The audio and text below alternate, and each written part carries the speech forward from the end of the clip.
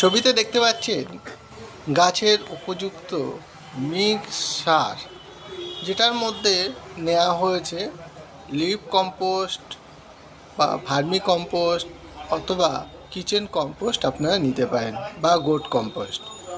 এর সঙ্গে হাড় গুঁড়ো শিংকুচি এবং হালকা পরিমাণে নিমখোলা দিতে পারেন, যাতে পিঁপড়ে এর মধ্যে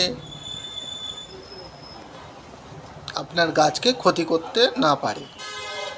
এর সঙ্গে চা চামচের 2 চামচ ড্রাইকোডার্মা ভিরিডি মিশিয়ে দিয়ে হালকা জল ছিটিয়ে কিছুদিন রাখার পর এটা আপনি গাছের গোড়ায় পর্যাপ্ত পরিমাণে সপ্তাহে 1 থেকে 2 দিন দিতে পারেন। যদি ভালো লাগে অবশ্যই সাবস্ক্রাইব করুন, লাইক করুন।